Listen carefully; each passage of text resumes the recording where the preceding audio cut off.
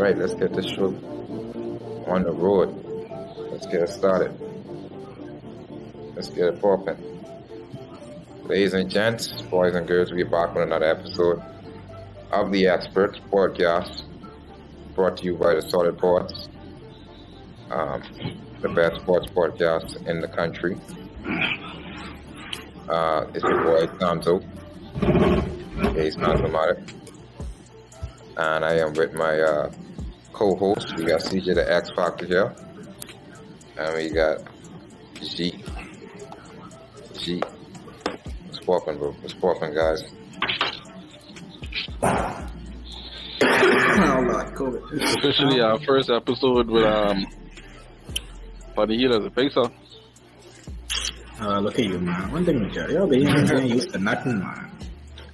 Let's stick to the script. Maybe get with Super Bowl I just had to get that out. It's been a long time coming. Everybody like the Pacers good. Praying but anyway, to come off the Kings. And yeah, Kings. You come off the 13 seed Kings in the West and go to the 13 seed Pacers in the East. We know he ain't staying there, but congratulations. This is the first domino to fall. You don't think he's staying there?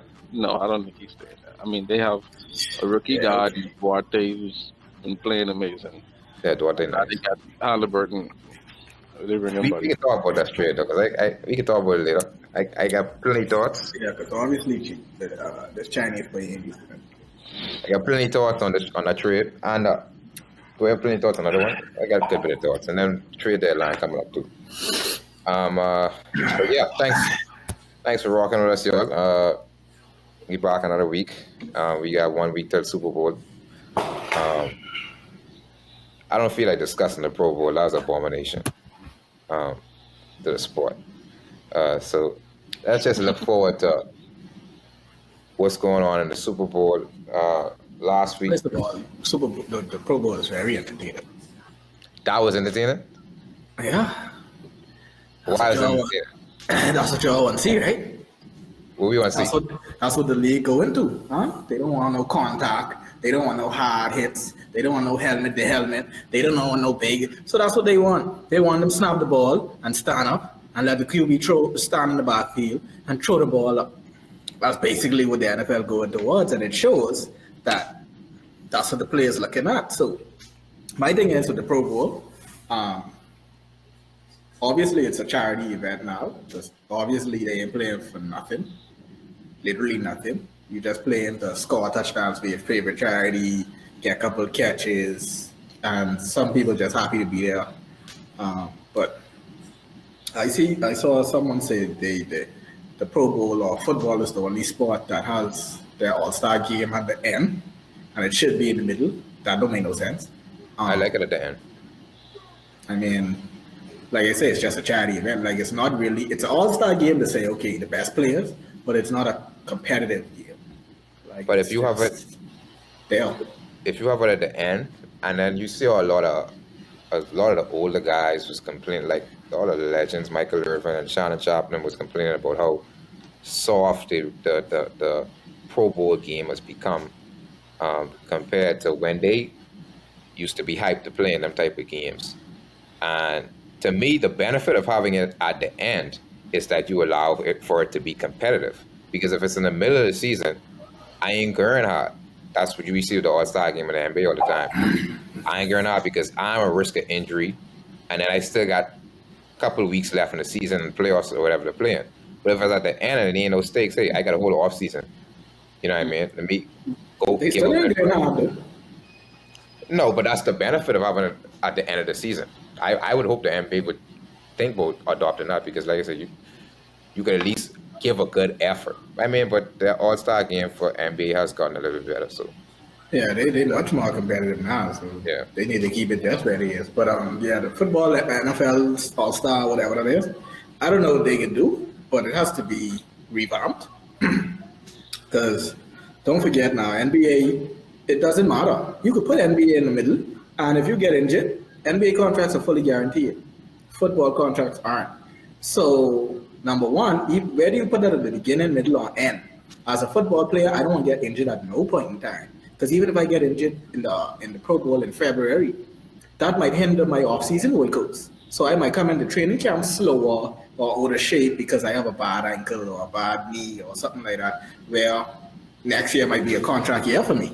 So in football, where injuries are greater and also contracts are non-guaranteed, I don't see the incentive. I don't know what they're going to do, but they need to incentivize it more to where it makes sense, because I don't even know how fans is paid. I mean, that must just be free to go to, because if I pay in ticket price to come in there and I watching fellas legit just dilly-dallying on the field, I hot. Like, I upset.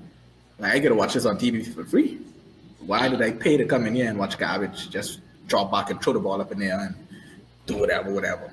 But whatever, they need to figure that out, because eventually fans already stopped watching it, but now you have players, your support teams now starting to say, yeah, this ain't making no sense. So they need to look into that.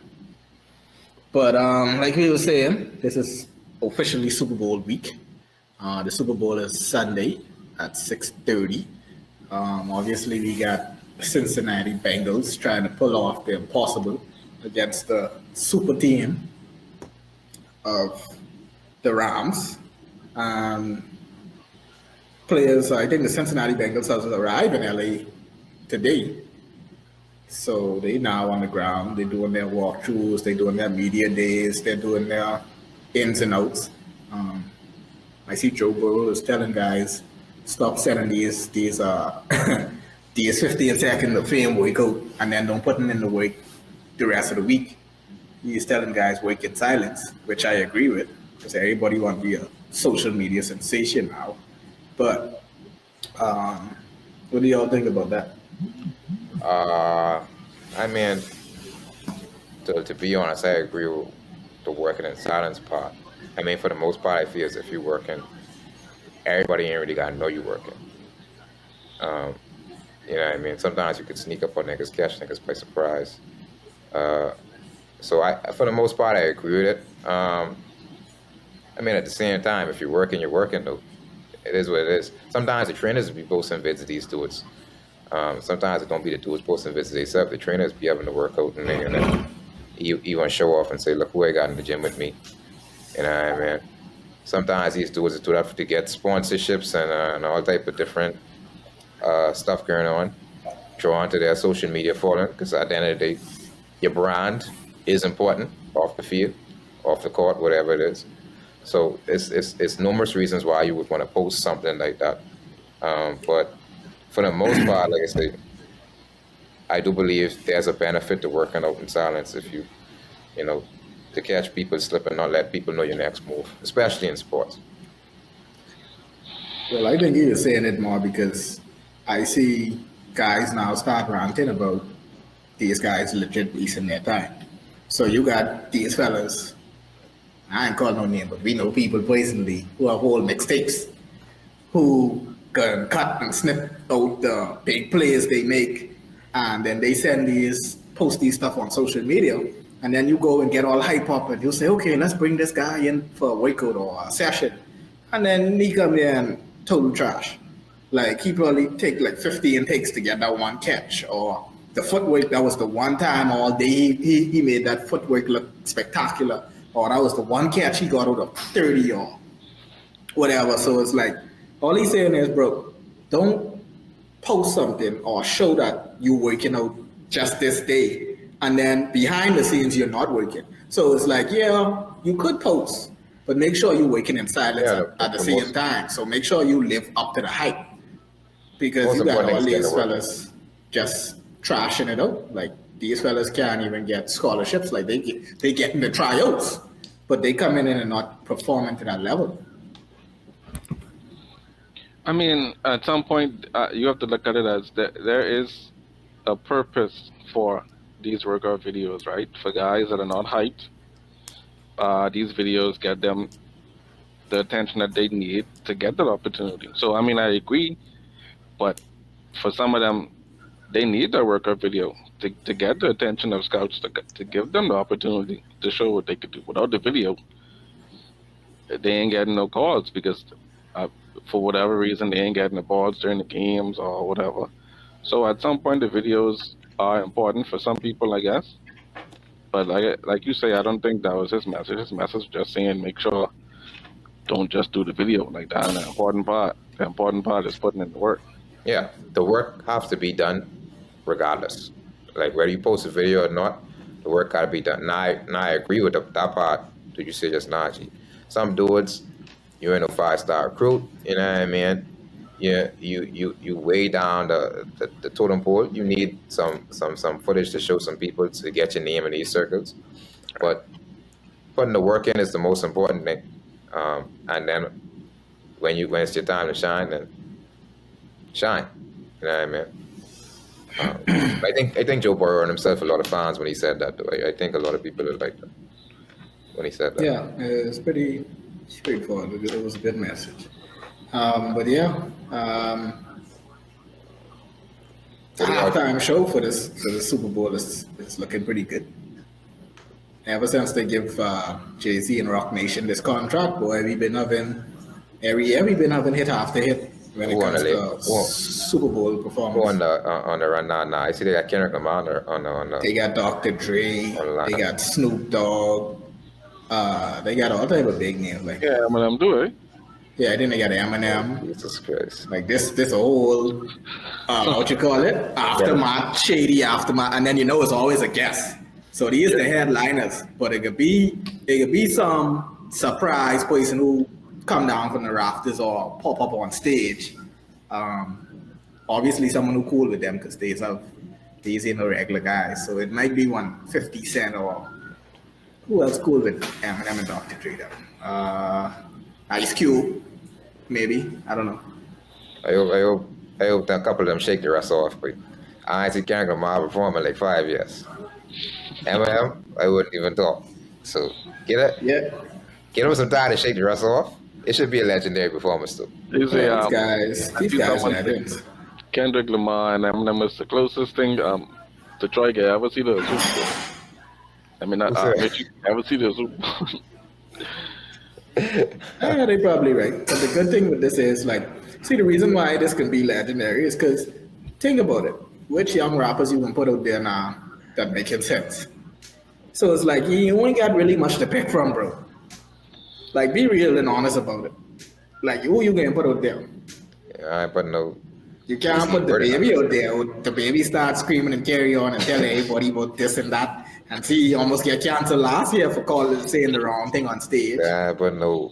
He went jump in the crowd and fight. Uzi Vert, them flipping. Yeah, Uzi Vert, them running all the crowd. That's Lil Yachty freaking out with all these Cheetos in the air. Like you say, Kodak Black smoking all type of black and mild and cigarettes on the stage. Oh, sir. I gotta be an honor and a privilege to perform there for real, though. They only take the best of the best. But that's my season. I would say that's probably the toughest place to perform. I think because all eyes on you, like legit, all eyes on you. Yeah, that to me, that in a sense is like a album drop. Like that's gonna be an event that's gonna be noted in your career. You know what I mean? Like performing the Super Bowl. When you referring to your albums, you're referring to your Super Bowl performance as well. That's a fact. Yeah, that's how cool that is. And yes, your catalog gotta be flawless. You gotta go up there because if you bad, people can remember you. People can remember if you stink. They can remember if you stink out the place. So it should be. I saw something trending the other day too with Janet Jackson. They was running on about something about what Justin Timberlake did, and people's like, "Oh, we shouldn't forgive Justin Timberlake." I was like, "Well, that was the highlight of my childhood. What you talking about? Don't forgive Justin Timberlake." Well, you could talk for this, and I watched that live. I remember what going down. You ran here. What did he do wrong? But it wasn't his fault. Yeah, my fault. I don't know who the seamstress is. We shouldn't forgive her. Yeah, like he attached me to that. I don't understand that. Hold on, Janet said that. Janet said we shouldn't forgive Justin. No, I think the fans was something. She's like, we shouldn't blame him, but the fans is like, she was doing some ranting about Jermaine Dupri cheating on her and all type of stuff. Like, Miss Man, ain't really, yeah. But yeah, so it's like. Janet was right about that, but shout out to Jay-Z and Rock Nation for actually making the halftime show interesting these past couple of years, because I think that was one of the reasons they signed him, because before that, it was really starting to go downhill. Like, they couldn't get, remember they were saying, oh, first of all, the halftime show doesn't pay, because I guess it's an honor to actually be there. So they were starting to find like anybody to just do the halftime show. And it was getting really bad. So now he's able to get stars back. So that's a Yeah, good man. thing. Definitely repairing the NFL image too after all the Kaepernick stuff too. So, Hell yeah. so definitely take it safe. For sure, we like black people. Don't think we don't. You know what I mean? I guess. You know they go. But let's get to the game. Let's get to the actual game. So last week, me and X Factor, we said we was going with the Rams. G, I want to hear your pick. Who you got? You got the Bengals in the upset, or you going with the favorites? No, I got the Rams. I got the Rams. I think the Rams gonna come out. I mean, let me give a prediction about the progress of the game too. I think the Rams is gonna come out hot, and I think the Bengals. They even call themselves the second half team, and they showed it in their last game too. And I think the Bengals is gonna make a comeback, but I think the Rams are gonna close them out. I got the Rams. All right, so let's make this interesting. Everybody got the Rams. At least you had a breakdown on it, because I had a similar thing, because Joe Burrow, even though they pulled it off, he got sacked like 9 times. Like every game, his offensive line is leaving for dead, and they're seeing a defensive line with Aaron Donald and these other guys to leave for dead. So I also predict that it's going to be a very, very tough time for Joe Burrow. Like, they know what to take away. And then on top of that, you got Ramsey on Chase. So it's like, if your line collapsing and then your number one wide receiver is being either on an island or being double covered, boy, Joe Mixon better go off for 200 yards. Right, Because but that's he interesting. ain't looking good. Because the last game, the Rams and the 49ers, they couldn't get to Jimmy G. Hold on They- now. they 49ers have one of the best offensive linemen in the league. And also the rest of his linemen are pretty solid. But Okay. this Bengals offensive line is trash. So you focus more on the Bengals and you focus on the Rams. Because my thing is, the entire game, 0 sacks. The entire game. I mean, I didn't even notice the defense until our last possession, to be honest. Yeah. I didn't even see Donald and thinking them until our last possession with Nate. Basically, it was a sack because he just threw it away to drag it out of it, and it was inside. Don't get caught up also in the stats. Don't be a LeBron fan. Don't get caught up in the stats. These guys are not getting sacks, but if you watch the game, the only reason why it did look like the defense wasn't that same man, Deebo Samuels, caused a lot of problems because he lines up wide and then he also lines up as running back. So at the same time, you have to play it tenderly because he might be in the backfield as a running back, but he's a wide receiver, so he could drop back and actually pass. I mean, they could pass to him. So it gives a little delay that makes the line have to spread a little bit. With this, you can tee off on Joe Burrow because Mixon is a running back and Chase is a catching wide receiver. So it's like you could legit send pressure because they play straight up. That thing with San Francisco doing its work, it's almost like when the Dolphins came out that year with the Wildcat offense thing and no one knew how to stop it. And that lasted one season. And then the next season they tried the same thing and everybody is lighting that Wildcat rate up. It's almost like too with the scoop pass from Mahomes is doing. When last year Kelsey was catching that every single time for a touchdown. Now, fellas breaking that up in the middle. So it's like I said, I do focus more on the offensive line that has to stop the defensive line. And their offensive line hasn't stopped anyone. And to be honest, I think that our guest last week was saying he doesn't believe in NFL Cinderellas. And this is a Cinderella team. If you look at their path to the Super Bowl, when it comes to the Bengals, they beat the number 1 seed Tennessee Titans with Derrick Henry. Then they come the next Their quarterback beat inside. and beat. Then they come the next beat and beat Kansas City, the defending AFC champions, with Mahomes and healthy line and Tyreek Hill and Kelsey and everybody. There was no excuse then. Well, So it's you not- making it to the Super Bowl is already a big achievement, especially with your best wide receiver being a rookie.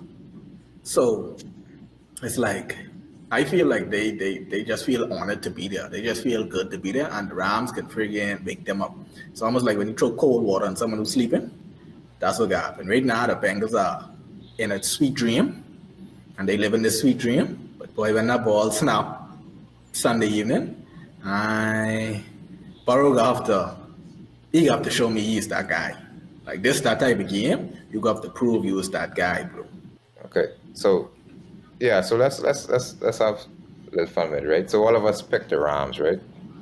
My question, y'all, is this: what do the Bengals have to do to pull off an upset? For me, I look at it like I'll tell you, Joe Burrow it got to be one of them LSU ones he putting on. It got to be a SEC championship type game.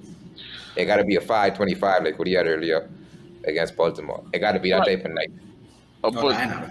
But for me, even if it is like Matthew Stafford and this Rams offense is equally capable of putting up points. So okay, you want to make it a shootout, fine. That's still no guarantee them a win. So I think the X factor is the Bengals defense. You have to find a way to stop Matthew Stafford, or at least slow him down, because he can't. They got to find a way to hook up. Anyway, My point. I in between that. Matthew Stafford, please stop. Like I said, Cooper Kupp is the MVP of the offense.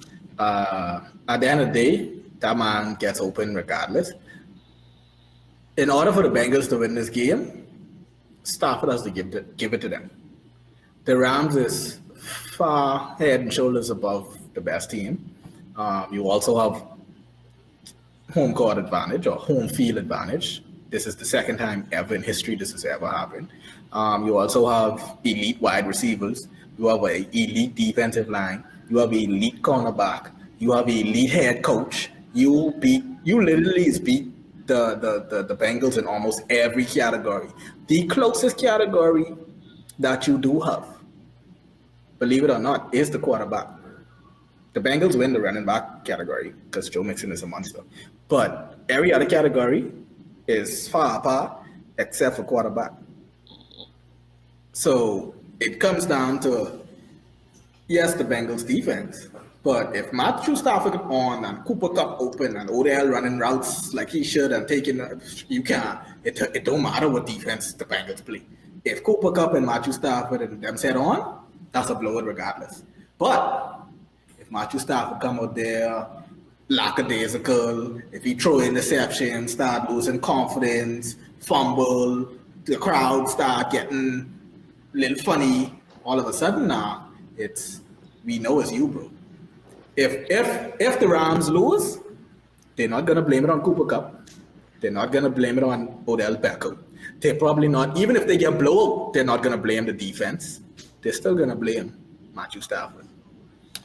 So the key to the game for me is Stafford delivering. Stafford has to deliver.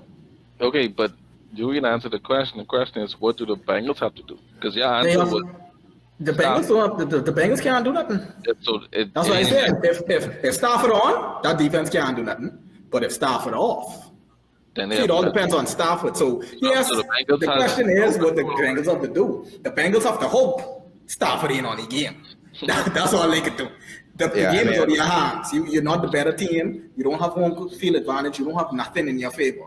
The only hope you have is that Stafford is in on this game. That's the only hope I think the answer is somewhere where those two answers merge with those two answers. They have to have an outstanding game on defense, right? But that coincides with also Stafford, like you say, playing a bad game. And then for me on offense, I think Burrow have to be essentially perfect. Like, Burrow, so far as playoffs, is a magical run, but he hasn't really been that good. And they've managed to win games. We talked about the first game getting sacked 9 times against Tennessee. We talked about the game against KC.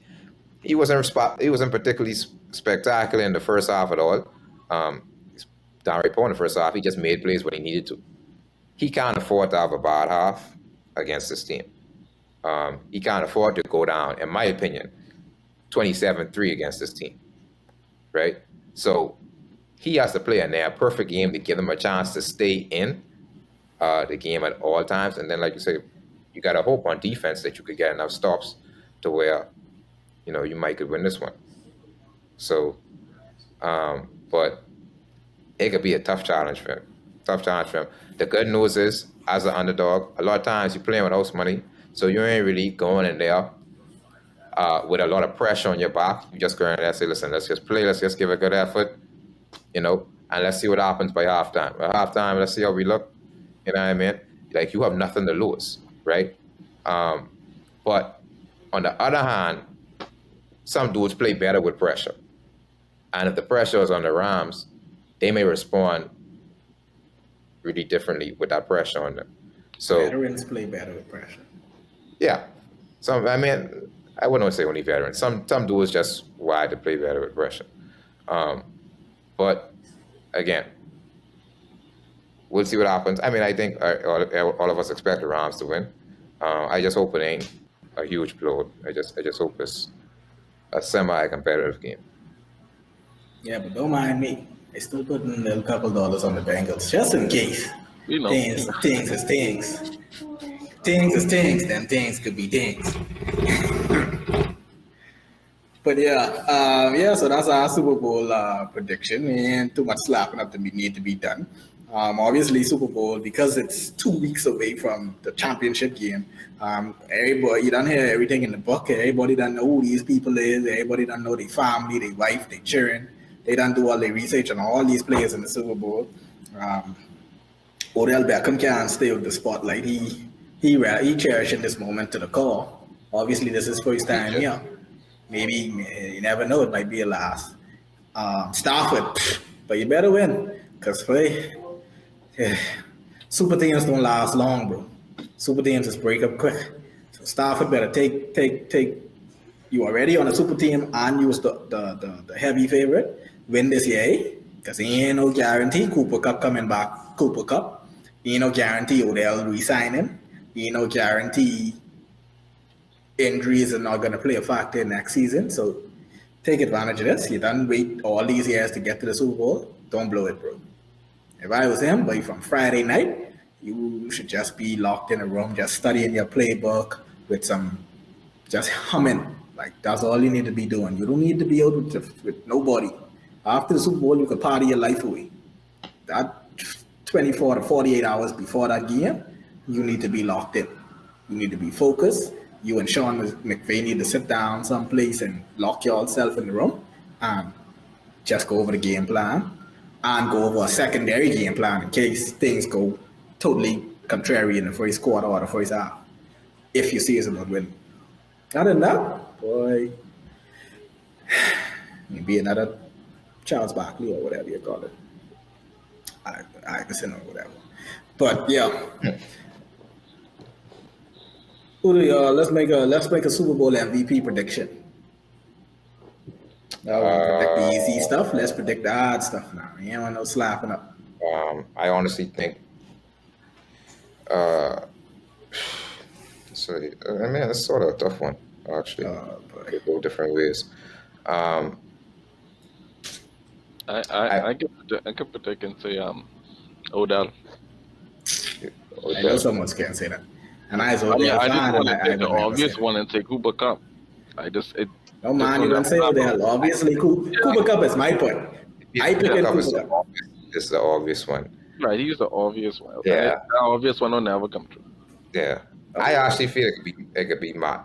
I think it could be Matty. I think just how we saying a lot of the pressure could fall on them if they lose.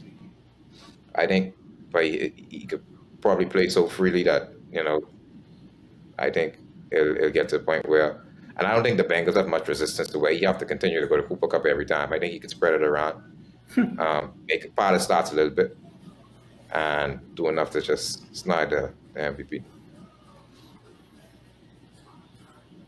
Well, like I say, I can't with Cooper Cup because I tired, I sick and tired of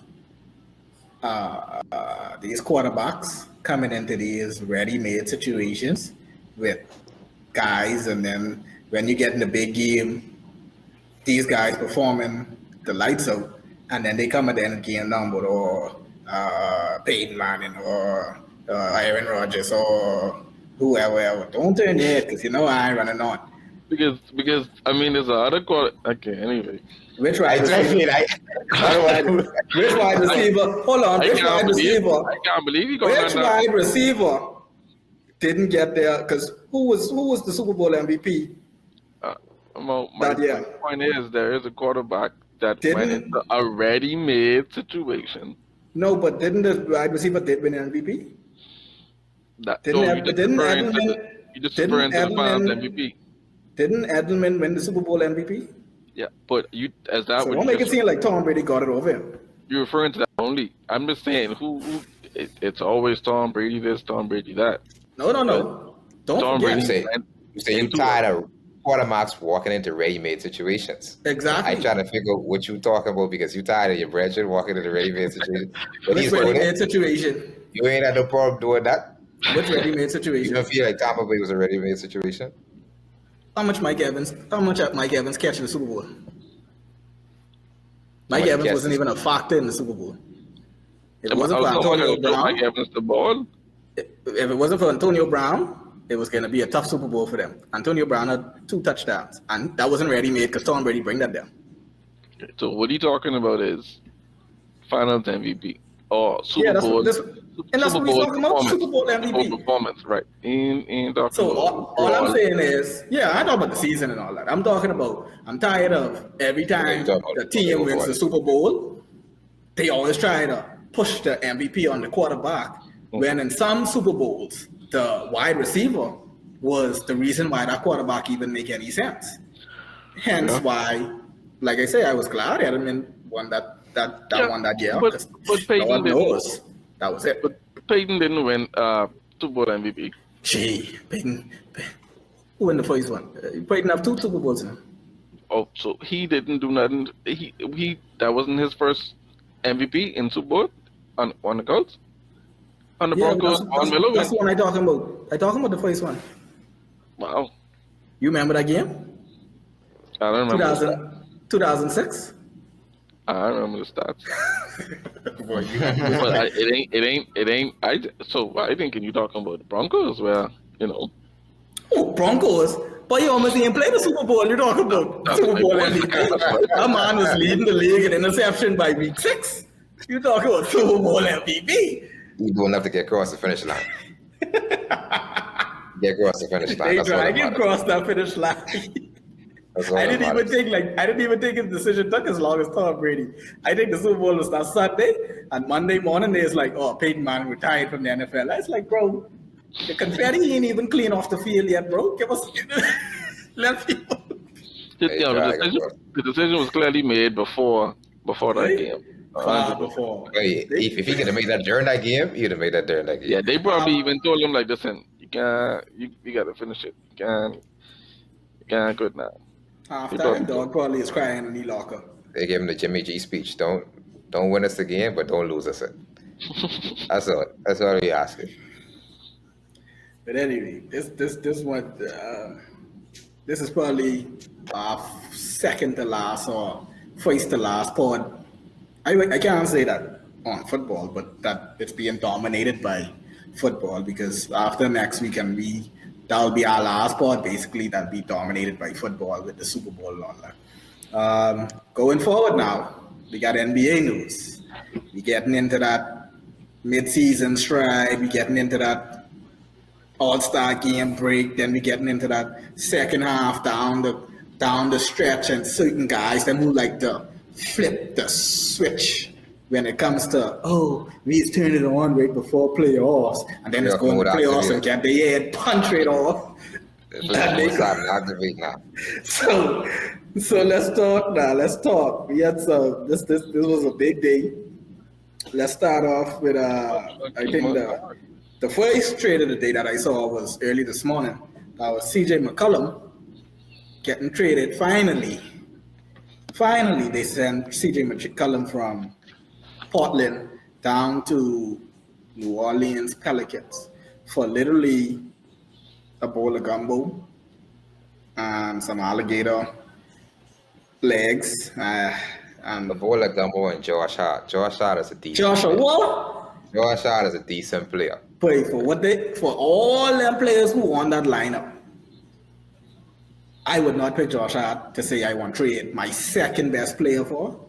Come on, man. You could have picked, choose, and refuse off that lineup. Look at that lineup that New Orleans up. That's who you could pick up there and say that's what you want for CJ.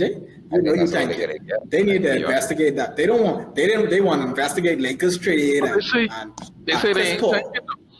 What? Who said they ain't thinking? Who said they ain't thinking? They say they rebuilding around them. Okay, so let me. Rebuilding means I need good draft picks. That means I got a tank for good draft picks. I need to point of foolishness with that, right? So you trade away all your good players, right? Because except him, you trade away CJ McCollum. Last one. Right? Larry Nance is also a solid player. You trade away him. Just last week they traded who?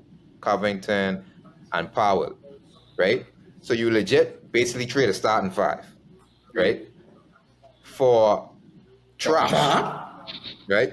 I like Josh Hart, right? But trash. You ain't get no bunch of first round picks, by the way. Josh Hart I look at the trade. Just to support you that Josh Hart is the worst player in both trades. He's the worst player in both trades. I can agree on that fully. Exactly. Right? At least if this is OKC was going to get back $1 million first round pick. at least OKC could do that. Now, the foolishness, what they talking about? They rebuilding around Damian Lillard because they got cap space. They rebuilding around Damian Lillard. First of all, you know anyone who wants to go to Portland? I don't know anyone in the world who says. When last Portland signed a sensible free agent? Bro, Melo was out the league. Where no one offered him anything, and they had to beg him to come to Portland. That was not the first time didn't see him ask him to come to Portland. But you know who exactly? CJ and Dame got him there because they're like, but they had to beg. Right. No one else wanted to pick him up. For CJ and Dame, he wasn't even going there. Exactly. So no one wants to go to Portland in the first place. Secondly, who won the free agent market this summer? Everybody just signed up last year. Giannis getting the extension, Steph getting the extension. Like, who is on the market that could change your team? On the way here, I saw Harden's the only one I think on the market. On the way here, I saw Harden with Dame. That's crazy. No, on the way, Harden ain't going to Portland. On the way here, I saw article where it said the Blazers was eyeing Jeremy Grant. Jeremy Grant will go anywhere. Jeremy Grant will go anywhere. You coming from Detroit? Getting traded, but he'd go anywhere. He don't care. I'm pretty sure. He ain't a star. He go anywhere. You're right. But see, I think the biggest thing is they don't really understand how. If they think they understand, they lying. I have a feeling they lying to Dame. They trying to make it sound good, but there's no way Dame should believe that they could build a competitive team around them. No one, like we said already, no one wants to go to Portland, right? So if no one wants to go to Portland, no stars coming via free agency, right? On top of that, you have to look at it like this. With all these teams around the league, all these good stock teams around the league, right? You got the Phoenix, you got Warriors, you got Brooklyn with healthy, you even got the Lakers with LeBron and AD, you got right? The Clippers who just re-up. You got the Clippers. Which star in their right mind could look at Portland and say, you know what? Me and Dame, I don't care who else on the roster. We definitely go. And the thing is, Dame ain't even the type who can advocate for man. Like Dame will say, boy, I can play with whoever. Like Dame ain't even the set who fellas can feel sorry for and say, boy, let's go pile up in Portland to help dog. Exactly. They can say, no, bro, if you want to win, you got to come on our side. You got to come on our side. Yeah, man, we ain't coming down in Portland, bro. You see what it be a tweet? It's a time to run. Time to run for the grind, boy. Like it's real time to run, bro. And Dame ain't young no more. Dame is not 26, 27, 28. Dame is a grown man and he's 30s. So you only, and you already see he had an injury this year. So we don't even know if the prime is already over. So let's just say Dame is on the tail end of his prime, heading on the downside of the hill at a very competitive point guard position. If you don't win, let's say this year or next year, boy, you'll be a good role player on our OK team soon directly. Yeah, but Ja coming for that spot in the point guard rankings. So Ja probably don't have that. that Be being real. Ja probably don't have that. let's not get carried away. Ja and Trey coming for that. Boy. Oh boy. Ja and Trey coming for that. Damian Lillard was. But anyway, I think. I mean, that's just what they have to say, right? But I think Dame leaving. I don't think Dame. I think he have to force his way. Like his problem is he don't want to be that guy who demands the trade. He don't want to be that guy who forces his way out. I guess he has ties to the city. It's more off the court than on the court. But at some point in time, you have to realize, bro, I could always come and hail y'all. Like that's what they have airplanes for. That's what I could set up a whole foundation here, and I could send some money. I could get some sponsors and make sure my community is straight. But I don't have to be here. Yeah, Like we talk, way. So you have to understand that Chris Paul still have foundations in New Orleans. LeBron have a ton of foundations in Cleveland. exactly. Yeah. So I gotta stay here and suffer with y'all. They can always respect him, but and that's the thing. They can always respect him because he wanted to be in Portland when no one else wanted to be there. And then that's how we have to look at it. And then even with DM now, like management he ain't coming out and saying it, but I think this their way of sort of softly, quietly forcing DM out. Like, bro, you see what's going on around you, you know. If you want to, you could stay. But if you don't want to, I mean, you know, we could always make it worth your just say the while. word. You know what I mean? So I think the sort of the way to just say, you know, softly, quietly, hey man, you know, if you really want to do this, then we could support you. You know. And the thing is, they ain't even taking much back. So if I was a team that needed a star point guard right now, let's say Philly. If I was Philly, boy, listen, Ben Simmons would have done been kidnapped in the back of a van right now, heading to the airport, and I was hand delivering that to Portland. I could say, yeah, bro, these fellas, but they bring him over just now. Like, just send him, boy. Let him know we got him. But if it was like, even if I was, let's say, a team such as, let's say, the Knicks, Kemba already upset, and obviously if they taking Josh Hart for CJ McCollum, man, send Kemba in one first round pick, and we'll take that salary off your books too, and you could put Lillard on that roster. Also, you got teams who need point guard. Let's say, I mean, Schroeder been bounced around. You could send him to Boston for Schroeder. Like, you ain't looking for nothing much. Or you could send him for Boston for Marcus Smart, because I see for some reason they sharpen Marcus Smart. Okay, cool.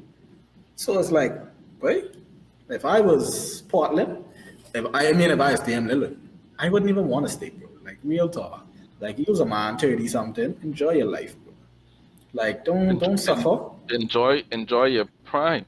Enjoy your career. Yeah, it could be going quickly. Your prime. You know what I mean? Like, this is it here. This is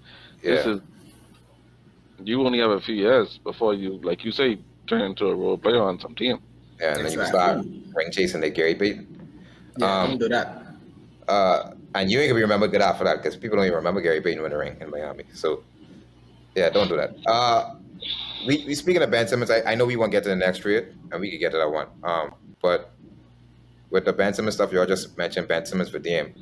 Does y'all think this make Daryl Morey and Philadelphia look like geniuses? Because now I think they looking on the horizon now, and they say, okay, if they're looking at three people, if Harden becomes available, if Dame becomes available, if Beal becomes available, we got probably the best trade piece out of any team in the NBA. You think they looking at it like that? First of all, Beal done shut it down for the season. Beal say, but if y'all ain't gonna trade me, I ain't playing. So Beal decide, finally today, he can decide that he wants season-ended with surgery. Like, bro. Beal was requesting trade? He was saying he don't want to go, He but it's like, what do you want to stay here for? Yeah. Like, we already show you that, hey, we good with the young guns, and you making like 44, 45 million. We ain't going to no playoffs or not. No, you ain't making us too much better, so we can do without you. And dog, just to me, I feel like Beal is one of those guys too who want to use his prime on a better team and chase a championship. So he was probably last minute say, "Hey, send me someplace," and they was like, "No man, we can hold on to you." So he's like, "Yeah, well, I can sit Right. this one out. Check me in the summer before the draft." But Beal, let me tell you something about Beal, right? And Beal can learn this the hard way too, right? When you stick around with these teams, right? I don't like LeBron, but one thing I give LeBron for credit for is the player movement era, right? The longer you stick around these teams, talking foolishness about loyalty, right? These teams start to build resentment towards you, boy, especially if you ain't winning nothing. So Exactly. after a while, the art could get tired, bro. And then you still want your contract extensions on time. Yeah. A Anybody switch into could that? flip in these teams' head, nigga say, boy, I can't keep paying this nigga 40 million if we ain't making the playoffs. And they will get rid of you before you actually decide to get rid to move yourself. So I feel as if Beal don't formally request a trade, it's almost the same thing with DM. But Portland, I think Portland a little bit more loyal. But if Beal don't formally request a trade, I feel that they will eventually trade him. And he will be dumbfounded when it happens. Well, like I say, certain players, this could be a very interesting when the trade deadline. Trade deadline is this week, next week, sometime. I think This can be a very interesting trade deadline. This can be a very interesting draft night because I feel a lot of trades can go down draft night, and this can be a very interesting off season. And not interesting because of star power, but interesting because of storylines. Like you got guys like Harden who cry his way out of Houston Yep. and then come to the Nets, and now all of a sudden, oh, he ain't resign yet. He ain't commit for next season. Blah blah blah. You be like, wait, what? Then you got Kyrie, who the organization could get tired of real quick because you don't want to get vaccinated, and they be like, wait, so what you here for? That's another guy I gotta pay 30, 40 million to. Then you got Ben Simmons, who just don't want to play.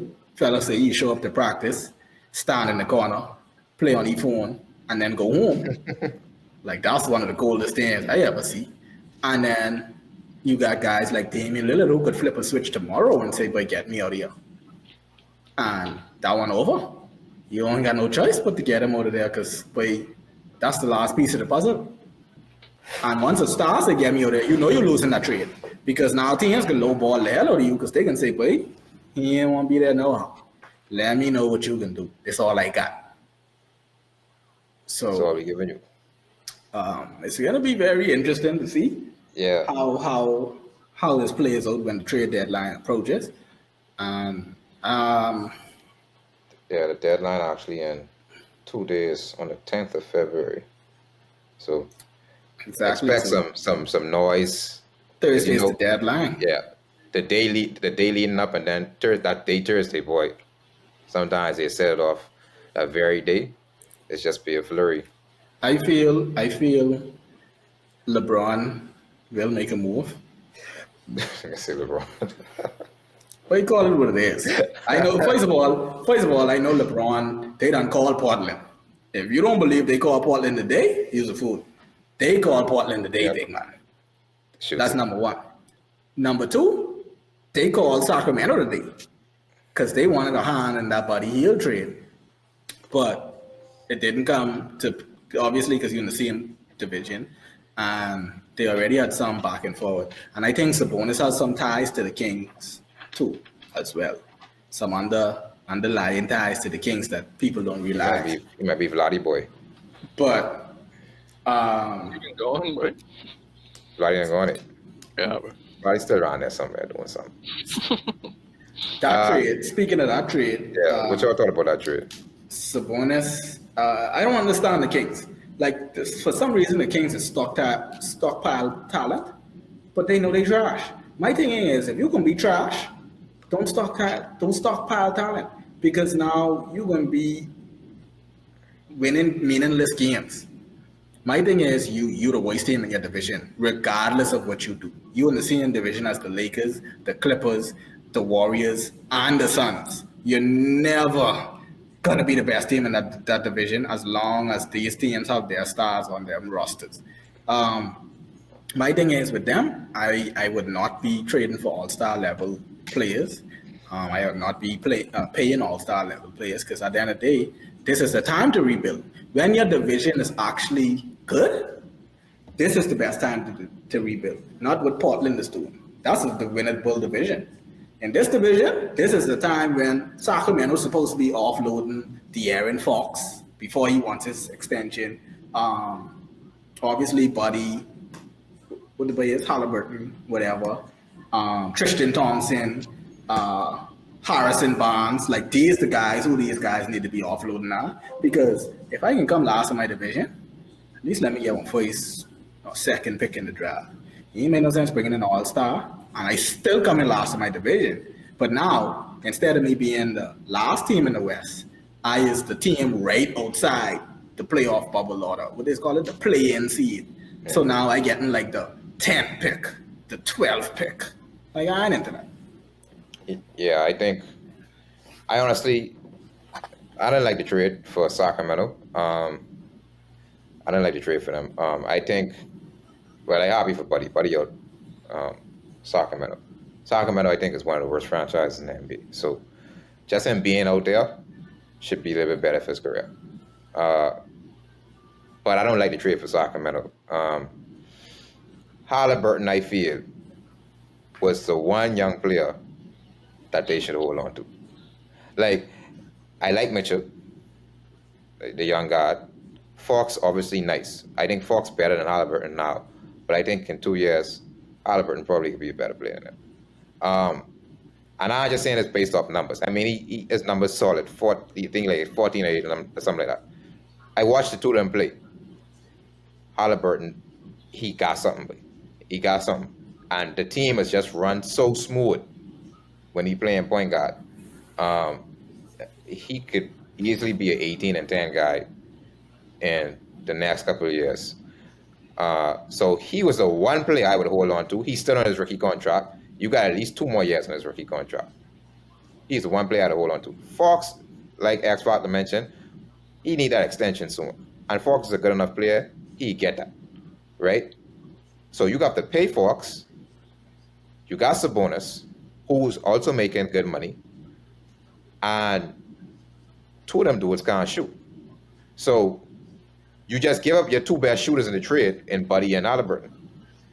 So now you have to build a team around these 2 dudes who can't shoot in a league where shooting is so important. That's a playing team, especially in the West. That's so stocked. That's a playing team. So I don't really understand why they do it. I mean, Sabonis is a nice player.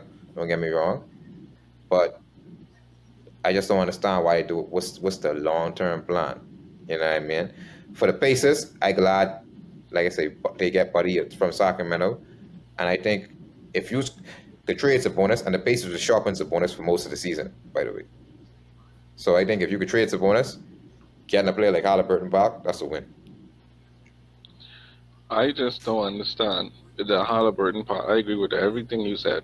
Halliburton was really the one silver lining in their season because, you know, he has the most potential.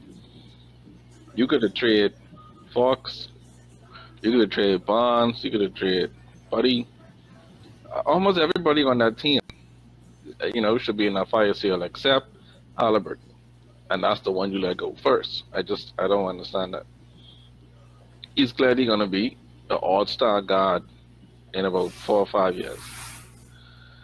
And you let him go to stick with Fox, who you probably can afford in the next couple of years. I don't understand that. Obviously, Yeah. you know, Pacers when the trade hands down. If you're talking about what makes their team better, Pacers need to let go either Turner or Sabonis. They did, and they got a button point guard, and then one of the best shooters in the league. And now they could go ahead and get rid of what's his name? Who they're trying to get rid of? The Pacers guy. The Pacers Oh, you guy. mean,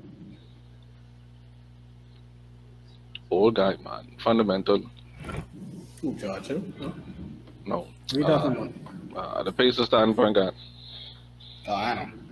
Who, Holiday? Malcolm Brogdon. I think they're trying to get rid of Malcolm Brogdon. I think Halliburton is better than Malcolm Brogdon, or at least will be in the next 2 years. I think they got their point guard of the future, the Pacers. Boy, that's a tough one. But like I say, yeah, the Pacers obviously won that trade. For obvious reasons, you didn't honestly get Halliburton or whatever you need. You also get a top shooter in the NBA. Not just now. I do agree with your theory that it's possible that Buddy doesn't stay with the team. I feel like this is the best time for teams like the Lakers or any type of contender to go after Buddy because number one, it wasn't at the deadline. So you still have 48 hours to where you can negotiate. And number two, for teams like the Lakers, you are not negotiating with a division rival anymore. You're not negotiating with the Pacers who already offload LeVert, who obviously ain't in win now mode anyway. And Buddy has a $20 million contract that could easily be used as a trade exemption next season. Like you said, they get the young guy. Buddy is a guy, 29, going to be 30. Don't forget, Buddy came in the league late. Yeah. And he's already got his extension. And if Buddy is one of the very few NBA players in the league that salary declines every year. So Buddy makes I think 22 this year. Next year he's making 20. The last year he's making 18. He was signed to that type of contract because he was so old when he came in. They were saying he was already in his prime. So I feel like with that being said, if I was the Pacers, I could now dangle Buddy for first round picks or a good young player. Tyler, what do you name? Horton, Tucker, whatever. This is a good time for the Lakers try to offload him and maybe a Kendrick Nunn or maybe something to try They've been or try trying. get They offered him for Buddy with the Kings, and the Kings didn't want it. But Pacers may be a different breed, like you say. The Kings just hate us because they didn't see in the vision. Like Lakers been busting their head from 2000 when Shaq and Kobe keep beating Webber and D-Bop and Billy. So I think dudes want to clown the Lakers, but honestly. So my thing is, they just have to make it worth people while. Like you gotta let the Pacers know that hey, we'll take Buddy off your hands, but they have to give up Horton, and they also have to. I think they have to make it a 3-team deal because they have 0 draft picks. So you have to get another team involved who willing to give up a draft pick to get whatever. But the reason I think Buddy was acquired to be a trading asset is because, I mean, his title, like, dude is actually one of the best shooters in the league statistically. Yeah. I'm talking top 3 over the past 3 seasons, top 2. And you even have some stats where he's number 1. I think it was efficient field goals coming off screens. He like 54%. Like he's number 1. And over the past 2 seasons, I think he has the most 3-pointers made, more than Curry. Curry have a better percentage though. But the point is, he is factually an elite shooter, and everyone needs shooters, right? No one's going to turn down a shooter. Every team is out there looking for a shooter. Even if they don't need one, if they see one and they could get it, they were like, we could use a shooter.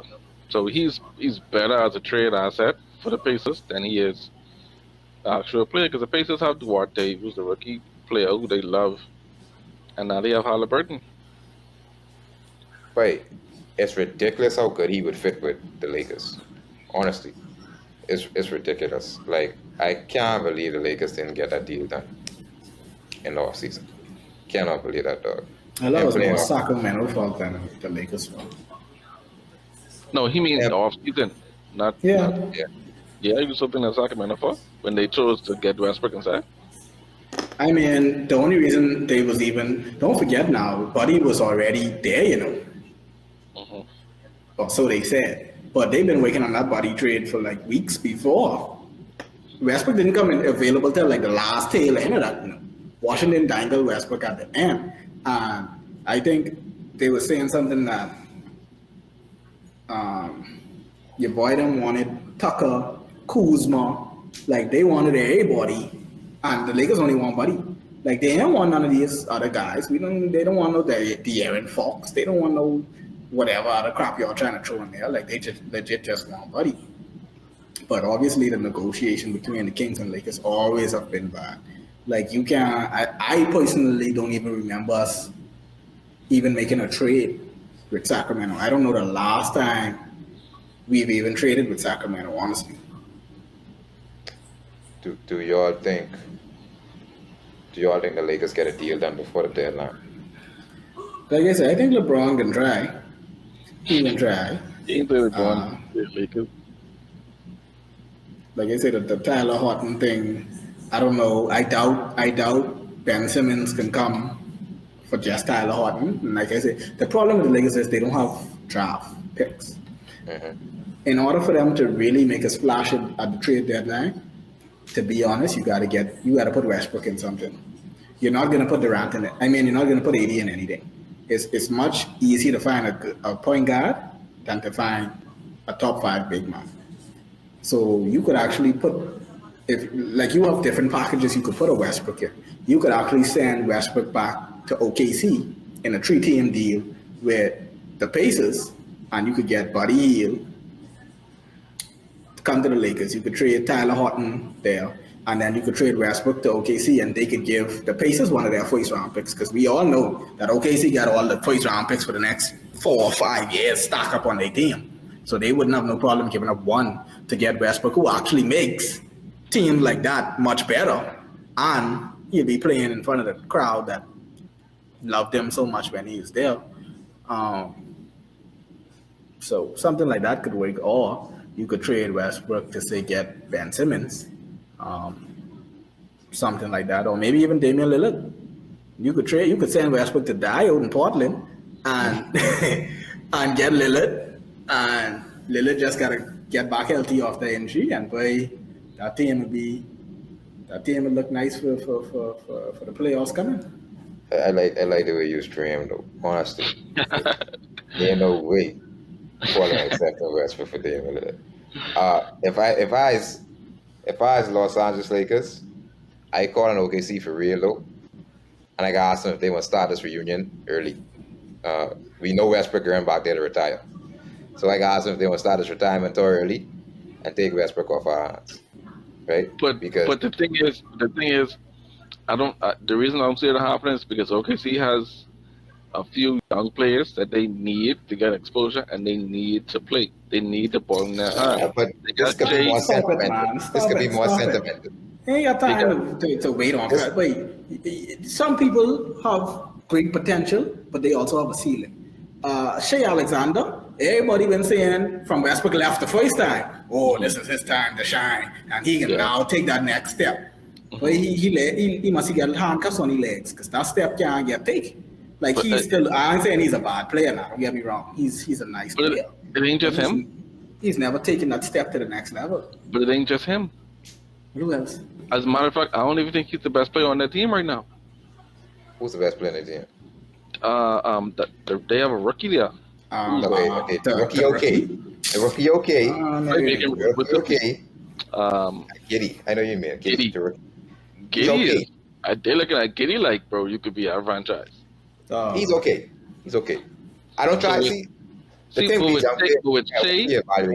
With Shea, Dort, and Giddy, that could possibly be a solid team in the next years.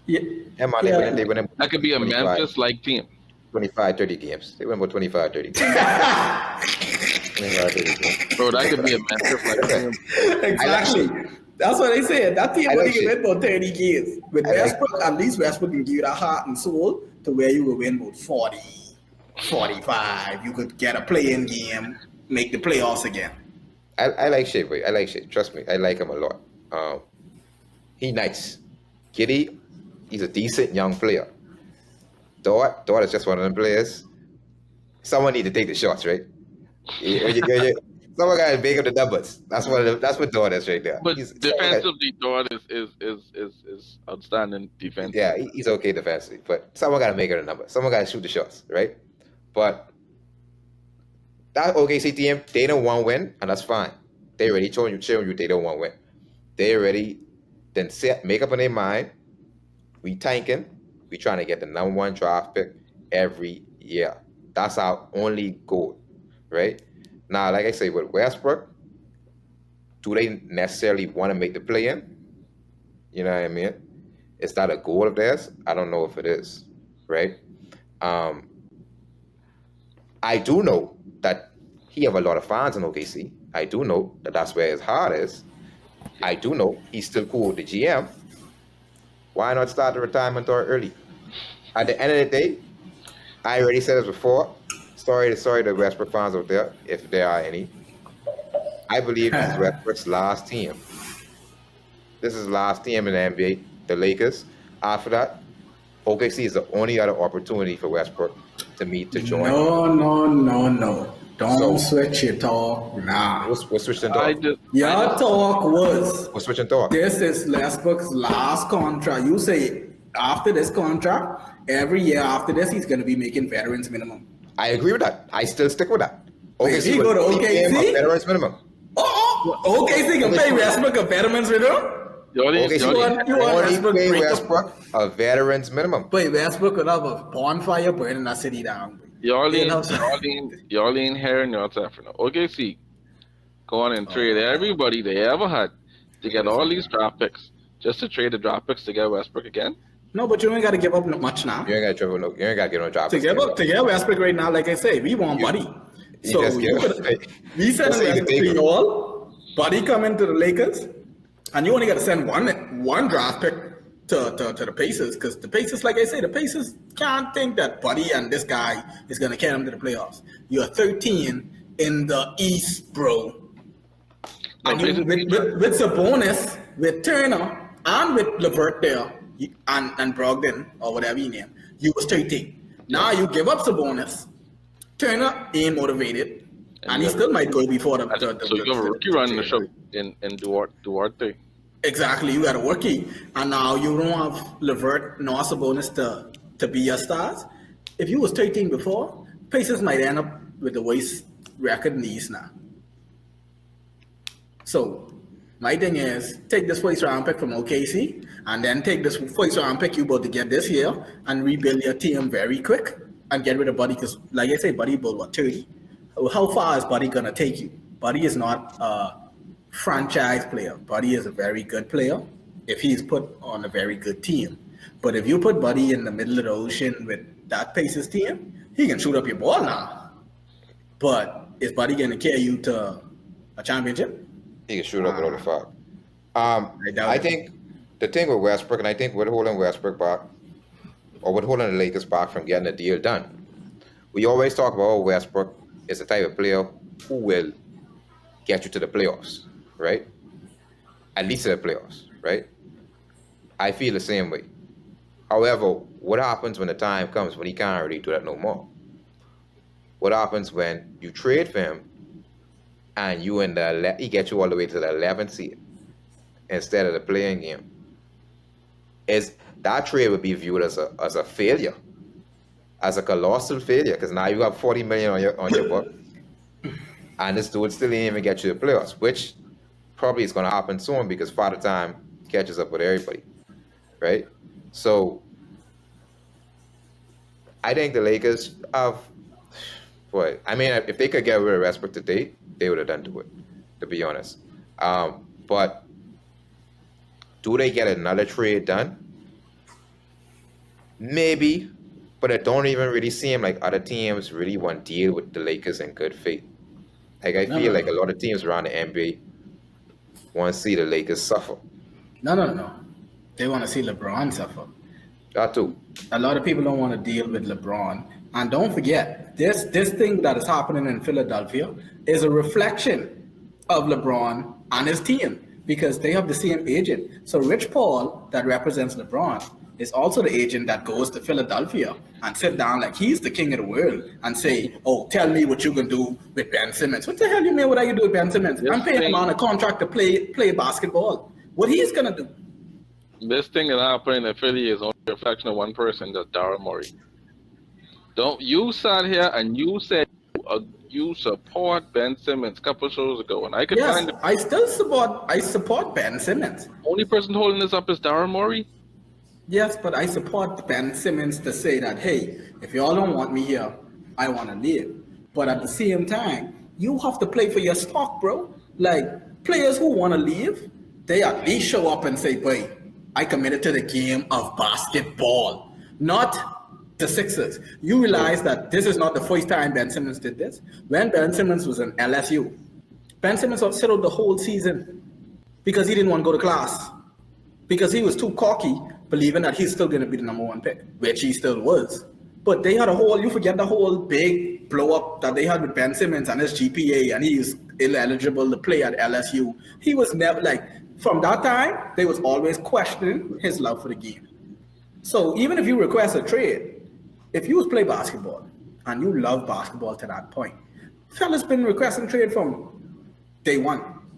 But when you love basketball and you have that passion for basketball, I still can go there and play ball. Now I just don't want to be here, but I should play ball. Yeah. So with that in mind, it ain't really Rich Paul then, it's Ben Simmons, because he have done this before even being introduced to Rich Paul, is what you're saying. And Rich Paul still signed it. Rich Paul empower him. Rich Paul empower him and tell him you're doing the right thing, boy. Yeah, same thing what they do with Antonio Brown. I support Ben Simmons in terms of I believe he should have been traded a long time. Yep. Right? I believe he should have been traded a long time. But now we to the point, right? If you are a contender, right, and they talk about Brooklyn possibly trading Harden for Ben Simmons. If you are a contender, would you really want Ben Simmons on your team at this point in the season? The man ain't played basketball in over a year, right? He ain't played basketball in over a year. Y'all get to the playoffs. What if y'all play Philly in the playoffs? This man might not even show up to the arena in Philly. He can't show up at the arena in Philly. So he made up all the road games in Philly. So, like, if you was a contender, would you seriously say, "Hey, I want Ben Simmons at this point"? Like, I mean, I'm sure you would take him if he's an upgrade, but if he's a downgrade, if you have to give up a better player to get him, would you say, "Why I want this dude on my team"? I don't think a lot of people would be running towards them. Yeah, the Ben Simmons saga is very, very touchy. Even if you look at, I guess, the Harden situation, at least Harden will show up. At least he may play stink. But that, At least he can play. no, he's intensely play. We see what Harden did in Houston. Like he was 300 pounds, and then when he got the trade, Harden just slick with it. But what's interesting about this trade to me is, I'm past, the whole of Ben Simmons thinking. I'm interested more in what Daryl Morey thinking. Not blaming him, but just in a sense that I'm getting reports that Sean Marks never spoke to Philly about Harden, about the Harden trade, and then the reports are the Philly was saying Brooklyn was very interested, and Harden still contemplating. It's just like a lot of news going around and just like trying to punk each other in terms of what they really believe. And these actual official reports, Philly saying Harden already told us he doesn't want to be there. He don't like Philly. All these is official reports. He don't like Philly. He won't resign. I mean, he don't like Brooklyn. He won't resign. This is coming out of Philly's camp. And out of Brooklyn's camp, the Brooklyn GM said he's never talked to Daryl Morey about the Harden trade ever. They've never had a conversation about it. Harden says he's staying. And like, I'm just trying to get, like, what's the purpose of all this? Like, I think Philly feels as if, like I say, they see Harden out there, possibly unhappy. They see Dame out there, possibly about to be unhappy. I think Philly just saying, "But dog, we still have a trade piece who we could use to get one of those guys," and they're just trying to stir up the interest. But for me, if I was Brooklyn, I call on Harden bluff. I could be real. Harden is a free agent this season.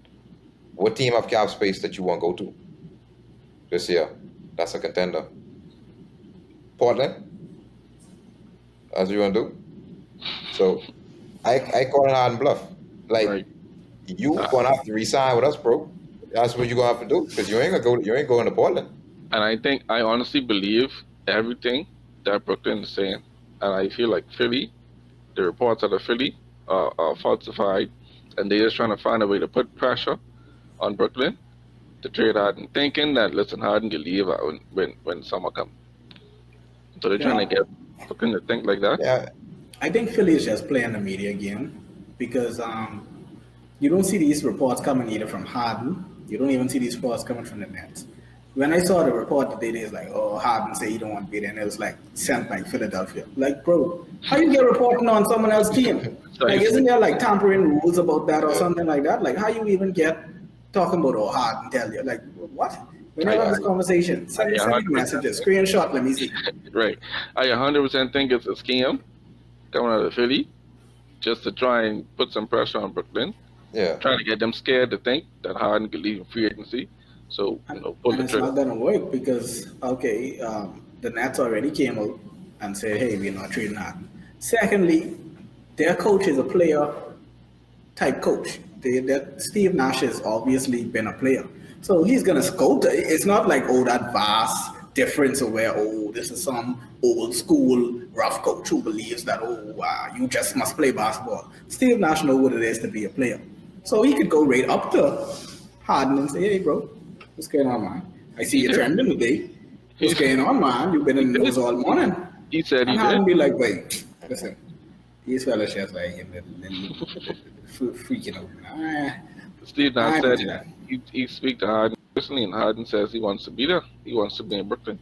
Yeah, Katie said the same thing. He said he speak to Harden and say you want to be Exactly. I believe Katie and Steve Nash because they also have been dealing with Kyrie's situation all year. And we have seen that they was very open, they was very honest, they was very straightforward that, hey, Kyrie can do what he want. When he wants to play, he could play. If he doesn't want to get vaccinated, he doesn't have to. Like, we support our players and do what you want. So it's like, okay. However, there's still some merit to it because if it was completely false, Harden should have been able to go in front of the media and said, this report is false. And he has yet to do that for any report. Listen, That's because Harden doesn't have an agent.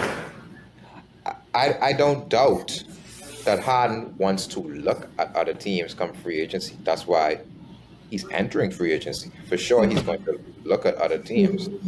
But if I'm the Nets, I gain nothing from trading Harden now.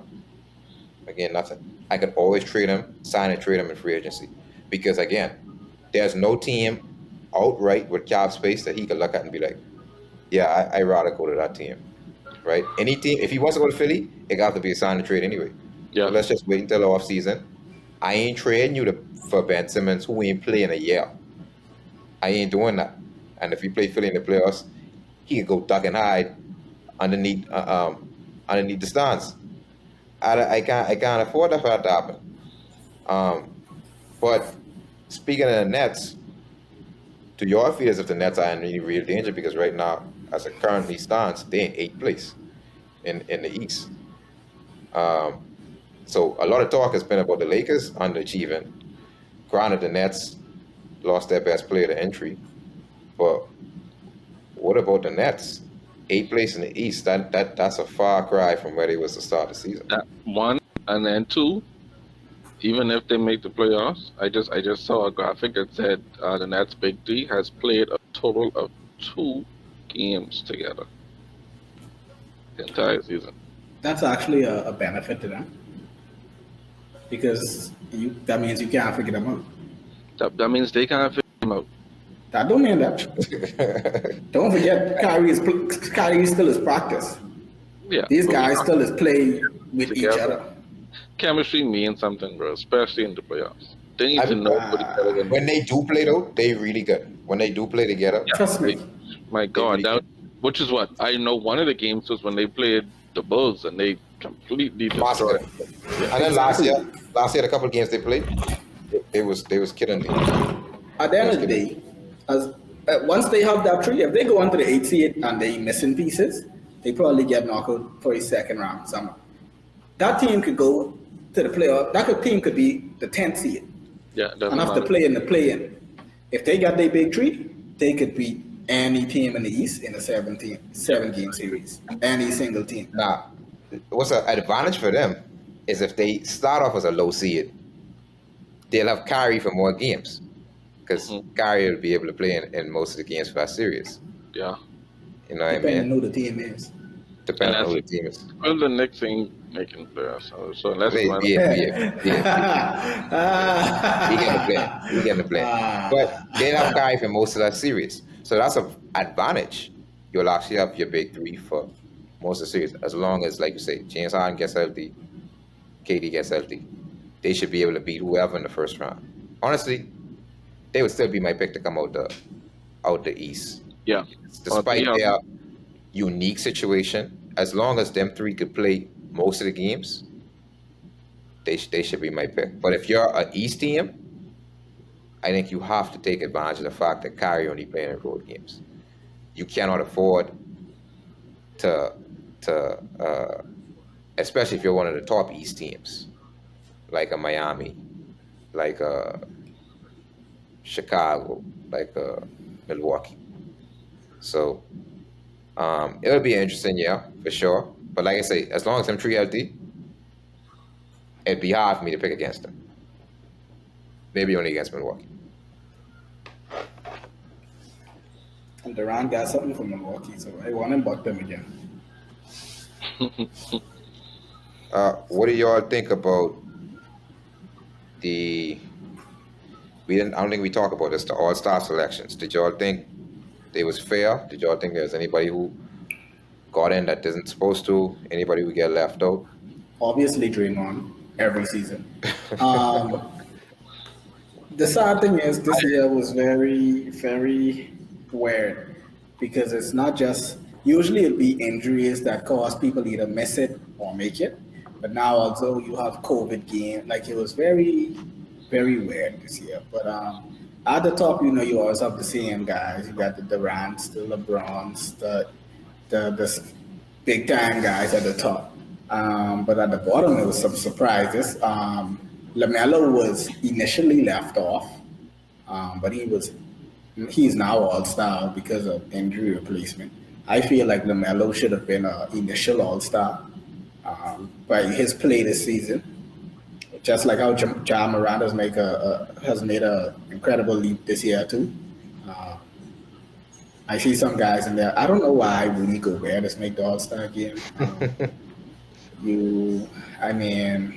I guess if they're looking at fan votes or whatever, Utah, I guess, is vote for him. But if you look at like All-Star material, like say, like bro, what you can do? Like you have 0 post moves. Is Donovan Mitchell an All-Star? No, right? I think he's been injured a lot this year. I think he make it though. I think he make it. I don't think so. I think They have to give it to him, but he been injured a lot real low. the reserves was Anthony Davis didn't make it. No, AD ain't make it. CP, Booker, and Luka. Is it? Maybe I Donovan. think these guys were supposed to be starters because guys like Andrew Wiggins, people is making it the talk about, oh, Luka was injured. I don't get, wait, Luka on one leg is better than Andrew Wiggins. Yeah, Like, but that's a different position though. what? Andrew Wiggins was never supposed to make no All-Star. I mean, Yeah, okay, but he when was you start. but when you talk about stops and you talk about who ain't supposed to be a starter, you have to come up with a replacement. Luka plays Luka is a forward. god. Luka is a god. No, but Luka plays the forward in some rotations. No, Luka is the starting point guard for. Okay, who's the reserve? Luka is now because I had this conversation a few years ago with someone on Facebook, and Luka was listed as the forward, but Luka Exactly. is the starting point guard for the Dallas Mavericks. Let's look at the reserves. I can pull up the reserves right now and see what's going on. But so Luka couldn't make it over Curry and I don't know. No, he couldn't make it over Curry. But you got to start 3 guys if that's the case. because Wiggins ain't no starter. Wiggins shoots. Wiggins to me is barely an all-star, but I understand why they give him it. But you know what they could have do? They could have put LeBron at that 3. Who's other starter? So you got Karl Anthony Towns, who's coming off the bench. See, right. right there. Mitchell make it. Mitchell barely making it. Okay. Gobert, they got to replace Gobert too. Who was Karl Anthony Towns. Who's the starter for the West? The starters. Steph, Ja, LeBron, Wiggins, Jokic. I'd have put Karl Anthony Towns instead of Wiggins in that spot. Right there. God, you know. Yeah, I'd have put him there, right there. Maybe Wiggins barely makes it in, maybe. But I had a little bit of problem with him making. I mean, you don't think is Wiggins better than Devin Booker? No. No. We're talking about forwards. No, he's not playing them, but We're talking about forwards. So Ron could have been the forward. I mean, you realize like they don't have position no more. It's just front court and back court. Okay, so we're talking about front court. I mean, Wiggins anyway. Wiggins in the front court. Luka come under wild card. To me, Luka's a front court player, and he should start. In my opinion. But Wiggins, I guess if you're looking at forwards, Kawhi and Paul George and Kawhi basically almost out for the season, right? You know, Brandon Ingram on a bar team, I guess. But he definitely should have not been a starter. But it is what it is. How Draymond has make this team every year. You know, It ain't the fact that like Draymond ain't good. It's also the fact that Draymond been injured this year too. So it's like, bro, when you healthy, you ain't good. Now you injured this year, and you still get picked for the All-Star game, bro. this year was a oh shit. Ron just dunk on Giannis. Shoot. Bridges should have made the team. Why Bridges from Phoenix had a shot at making the team? The Suns have the best record. Bridges? Where DeAndre Ayton? Aiden too. Aiden missed plenty games too. Yeah, he missed. Yeah, but if Aiden played more games than that, I'd give Aiden a shot. But But usually the best, All-Stars. usually the best teams is have like at least 3 All-Stars. But At my least thing 3. is, like, bro, even if you injured, I watched seasons where Tracy McGrady, must see him play the whole first half of the season and was an all-star. Like, That's fan vote, man. You know these fans. my thing is, bro, Kinda like, crazy. jeez. But then here's the thing. But if you're talking about fans, Klay Thompson was one of the top in the All-Star voting. I would rather Clay than Wiggins. Come on. I remember when the fans almost voted. What's your boy name who used to play for the Warriors? Pachulia. But that would have turned the NBA on its head, son. My gosh, they'd have changed the world format after that. That's the Warriors hype. What I said. And then the reserves is be picked by coaches and stuff, and they be picking their boys and stuff. Like, look at the East. Fred VanVleet. No man, you have a good job. I got a Over good friend. LaMelo Ball. You want a good Just job. put Klay and LeBron. Over LaMelo Ball? I don't think so. No, the controversial pick was Garland, who I have as most improved before the season. Garland over LaMelo Ball, I felt it was controversial. I don't think Garland should have made that over LaMelo. Shoots. I mean, Chris Middleton ain't really having a good year. Yeah, that's controversial. Yeah, that's reputation kicking it. He ain't having a good year. You know what I mean? LaMelo should have been Clay over him. Harden ain't really having a great year either, if we being honest. But it is what it is. Yeah, that's reputation. Well, Harden ain't starting. No, It's Trey Young, Trey, DeMar, or Trey and DeMar. Giannis, and Joel. So the East field a little bit more balanced. The East field, you know, Or Trey, DeMar, Tatum, Giannis. Okay. Tatum make it in. Yeah. Tatum ain't starting. No, Tatum coming off the bench. Tatum ain't starting. No, KD starting. I mean, Tatum probably may start now because KD injured. But Oh, yeah. Okay. yeah, so KD, Giannis, They don't know because they ain't pick yet. Yeah, and that's true. They ain't picked yet, so that's the next thing. So I mean, this a weird year. This a weird year. Still have some good star power in the game still.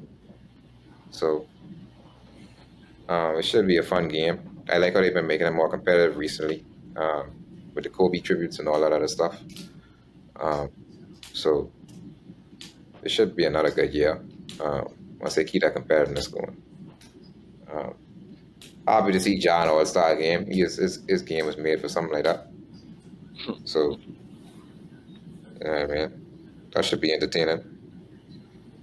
So yeah, you can see what happens. It should be very entertaining. Even the side pieces when it comes to slam dunk, I see them up in some big names. Well, not big as in Zion or They have some something good like dunkers. that, or Ja, but they have some good dunkers this year. Yeah. The 3-point shootout is very nice. The only person I wish I was in there was Buddy, but the 3-point shooters, they have some good. Get this to players already for the 3-point Yeah. shooter. I see Yeah. they have Carl and Towns shooting 3-point shooter. Like, really. Well, they also have to have a pick. They also have to have a pick. Yeah, but Towns, like, come on. I mean, I wish you they said had- him, you said him not young, but I wish they had Clay in there though. I was hoping Clay was could get the nod in there. Why Buddy gone in this thing once and then dip? What's going on there? I thought Buddy went in twice. He win it once for sure. But yeah, yeah, should be good though. Should be good. Should be good. Much needed break. Not coming off the Super Bowl, so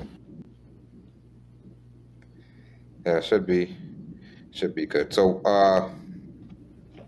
so I guess our last topic, I guess before we step out is what y'all looking forward to most for the second half of the season. Say that again. What y'all looking forward to most for the second half of the season? Well, it all depends on trades. Depends on if the Lakers make some moves. Obviously, the Lakers is always big news, regardless of win or loss. But we want to see either the new pieces, if they fit, or we want to see whether Westbrook and company could actually make this big 3 or big 2.5 work. I see nowadays bench Westbrook in the fourth quarters coming down the stretch, which, like I said before, is I think like it's common sense as a coach. When you want to win championships, you got to put ego aside. My thing is, this guy is a super energy. When LeBron and AD need rest, leave Westbrook on the court. He loves to run up and down with no-name guys. Let him stay on the court with Horton Tucker. Let him stay on the court with whoever the hell else, Dwight Howard and whatever else they got on the court. Let him stay on the court with them. Stop trying to mash him into this starting 5 or this big 3 role when obviously this is not the same big 3 as Bosh, Wade, and LeBron. And even then, a lot of times you would see Wade and LeBron alternate when they play with Bosh because both of them need the ball in their hands a lot. Same thing with when LeBron was in Cleveland. You see him and Kyrie would swap in and out of the game. I think even in the finals, Kyrie and LeBron scored 41 points in a finals game each. So it's like you got to find that you don't have a good big. Now you need to rotate LeBron and Westbrook with their minutes. You can't have 2 guys in there that dominate the ball and looking for their shot. Because for some reason, Westbrook believes that he needs to take 18 shots a game. I don't know why. But that'll be good to see. Also, the Clippers have a nice team, but the problem is they're 2 stars. So now they have an option. The 2 stars could either come back for the playoffs if they make it, or Paul George and Kawhi could sit out until whatever. That all depends on Kawhi, because obviously Kawhi has something going on. That's another guy who don't look like he care about basketball. Yeah, but he's beyond something else, but Like dog legit don't even. At least Ben Simmons has come to practice and stand in the corner. Kawhi is don't even come. Like you won't see this guy literally for the whole season. Like I don't even see him on the bench. Like he don't even come to support the team. Bro. I think based on his history, we could kind of insinuate, you could kind of guess that they shutting it down for the season.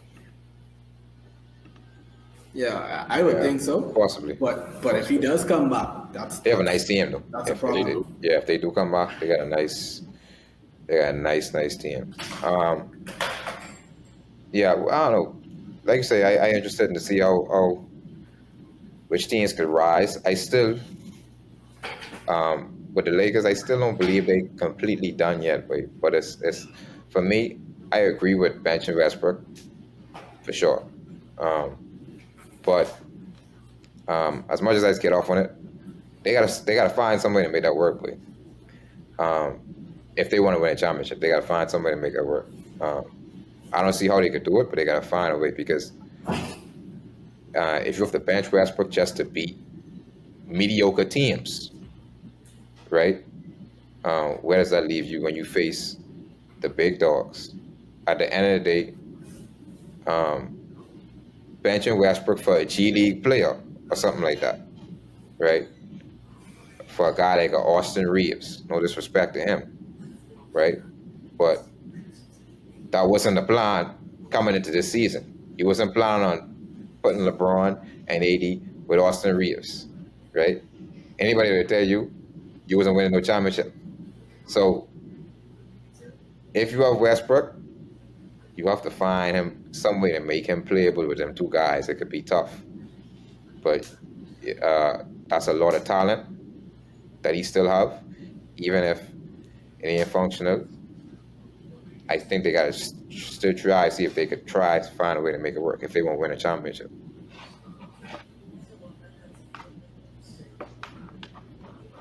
Yeah. Like I say, it's also you want to see this Boston. There's certain teams that's gonna explode too at some point in time. This Boston team, their windows. Remember, in all sports, their championship windows. Boston had some good runs. That team looked like it's about to explode. Marcus Smart gonna need to go because he wants a new contract. Obviously, Tatum and Brown trying to fight on who's the star. And for some reason, these guys could never sign a sensible bid. Then you got Brooklyn. We have to see what's going on. Maybe Kyrie takes the vaccine, could play. If not, do what you want.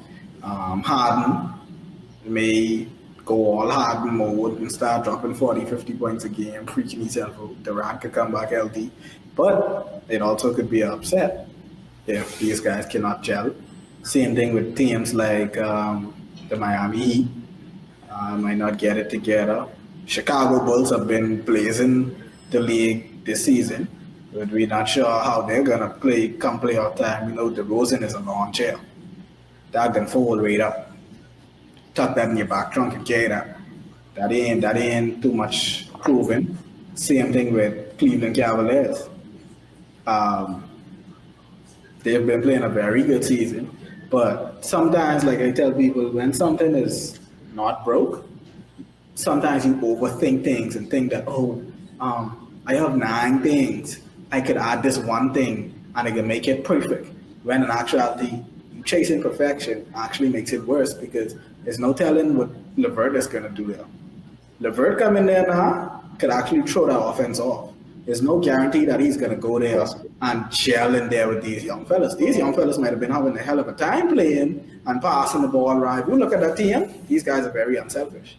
LeVert might come there and think, wait, I hope you all realize I'm the best player on this team now. So they bring me here. So that means give me the ball and get out of the way. That might not be the game. That might not be the game these guys want to play. So it's a lot of variables, a lot of ins and outs. Like you said, the trade deadline hasn't arrived yet. So we still got 2 days. Buddy could be on the move again. Lillard could pop up and be on the move. Simmons might have a blockbuster trade at midnight.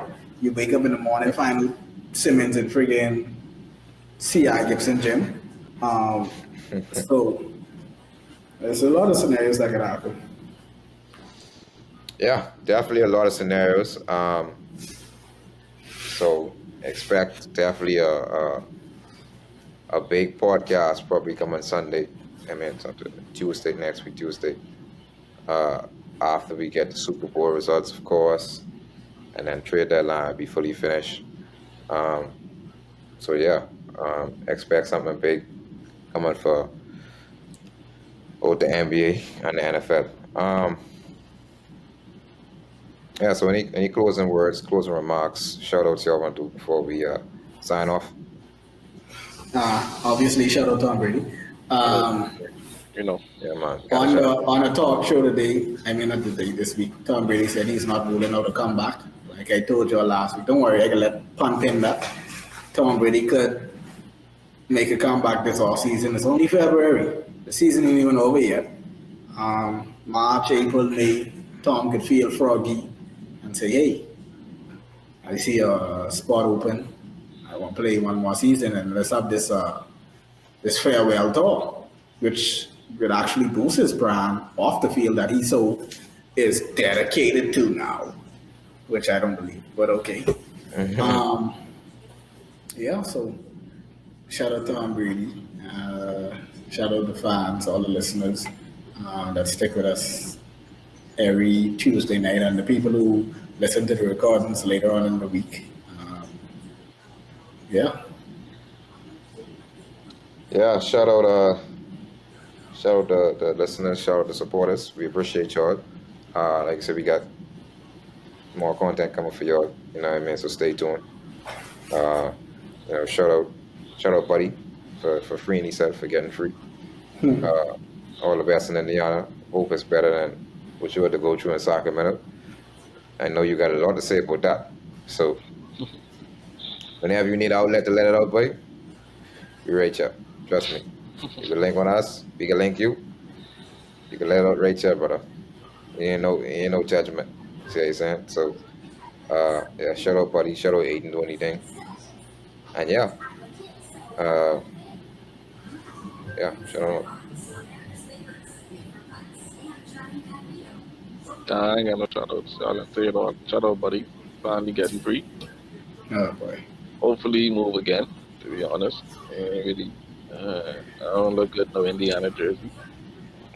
But regardless, still be free. Hopefully this improves his career. His 3-point percentage shoot back up to what it used to be.